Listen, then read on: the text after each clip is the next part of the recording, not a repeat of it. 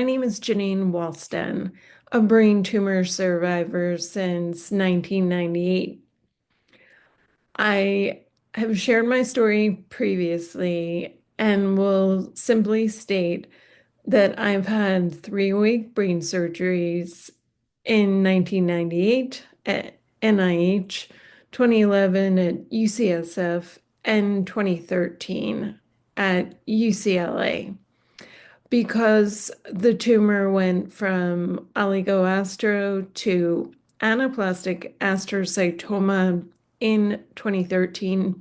For the first time, I had radiation and oral chemotherapy in 2014, as well as a clinical trial with immunotherapy, which is a dendritic cell-based vaccine.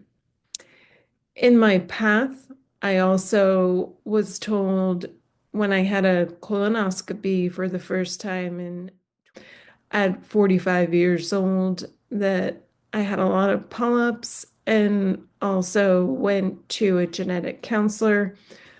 With testing, it informed me that I have a mutation from family history. I have had to be very proactive as I was before, but mindful of a mutation. I have to get colonoscopies every year. Also, I had 2 surgeries, endometrial surgeries in 2020 and 2022. And then I had to get a hysterectomy in 2022. I do other things to take care of myself with doctors and other strategies in my path. I want to share some strategies as well as strengths and some secrets in my again my journey that might be beneficial as you understand um, being again a 27-year brain tumor survivor and the importance to be proactive and engage in actions.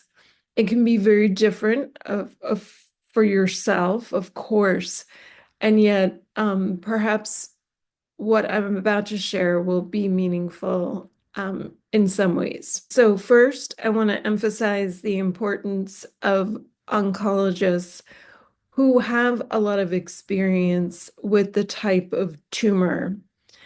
I know that the NCI designated cancer center lists certain types of hospitals. I know it's imperative to look again at your situation, your type of cancer, and the experience at specific hospitals.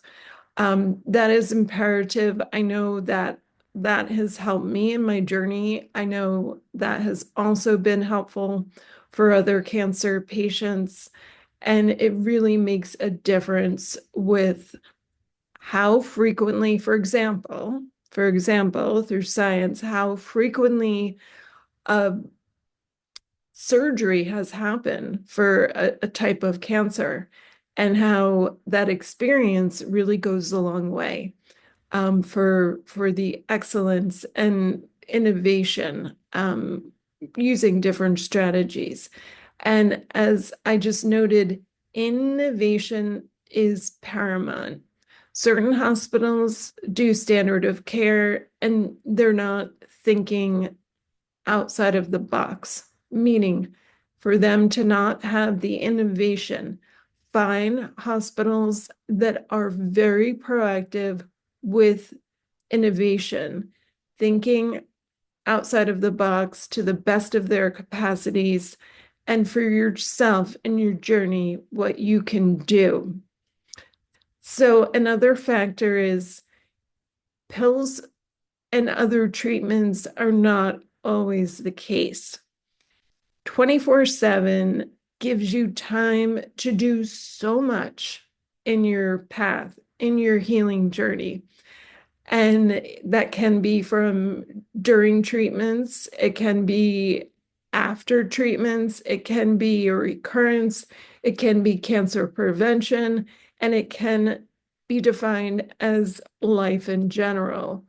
So, what I emphasize is integrative cancer care for the whole person, and that helps people feel better and live longer through science. And that includes the physical body, mind body connection, spiritual vitality, social support, and a cleaner environment. Some basics that are so important in the path, and there are others, but to mention a healthy diet, food is medicine. It really makes a difference for people not only dealing with cancer, but for life in general. But to emphasize with individuals affected by cancer, it is so important for a healthy diet. Goes a long way. Also, exercise, that is also shown through scientific research, the importance for movement as well as meditation that can calm the mind to give clarity for sometimes next steps, um, basics of life in general, and so much more. And those are just three strategies with integrative cancer care for the whole person. There are thousands of strategies that can be incorporated in your journey. Another example that I want to emphasize is doctor-patient communication. There are so many ways to hear what a doctor is saying, as well as questions that you engage. It also really makes a difference when doctors can understand the individual and somehow develop a relationship. Um, Sometimes with doctors, it's impossible. They don't have specific strategies in their capacity, and that is okay. But I think it's very important to strive to find um, a high quality doctor that really makes a difference in your journey. Also, I have endured a lot of chaos with some doctors. I don't always talk about it, but I will right now. I had a doctor at Memorial Sloan Kettering from about 1999 to 2004. I had MRIs every 3 months, every 4 months, every 6 months, and then finally for 1 year. When I went to see the doctor at Memorial Sloan Kettering. His name is Mark Malkin. He was no longer there at MSK. My parents were with me. This new doctor had no idea. She had very little information, yet she was very clear that the tumor, my brain tumor, started with growth in 2000. So I went for 4 years without any knowledge. And it really was very challenging. I couldn't trust doctors for a period of time. My parents were with me. We were all in despair. And I know that that's not always the case for cancer patients. It is so important, if you can get findings from tests, if it's an MRI or PET scan or details from the doctor, reports. But for me in my journey, it should have been with clarity from getting the MRI scans and the findings. And, I could only say that I was fortunate to not know because that was the only way for me to understand what I endured. In terms of Mark Malkin, evidently he works now at Cleveland Clinic, and it shocks me that he is allowed to do his work with neuro-oncology. Another example is related to Robert Gorder. I went to get so-called treatments in Cologne, Germany, in over 20 years ago. And unfortunately, I learned over time that he is completely unprofessional and gives the wrong information to patients. And it wasn't just me, there were other patients with Gorder, Dr. Gorder, where things weren't right. It was wrong, again, unprofessional. And moreover, I wrote an article about that on my website, JanineWalston.com. I've had communication with patients um, asking me questions about Dr. Gorder. He continues in his path. He continues with treatments. And Chris from Chris Beats Cancer, who does extremely important work, I commend him for all of that. But he unfortunately did a video with Robert Gorder. And once I learned about that, I contacted Chris and or his team, and I was proactive trying to emphasize the situation. With Chris, we have colleagues in the cancer arena, and he um, just made his decision to never remove the video with Robert Gorder. Sadly, he then had new patients through Chris. Chris beats cancer, and that shouldn't have been the case. I also mentioned previously about having a mutation. I think it's imperative for cancer patients to have testing. Even it's a small percentage looking at all types of cancer. It's about 5 to 10% of patients with family history of mutation um, through genetics. It is so important, for myself in my journey to finally be informed. And, if I never had colonoscopy and had no idea about having a mutation, I would have already been diagnosed with colon cancer. So that's just my experience. I know there are other people, different types of cancer that really make a difference.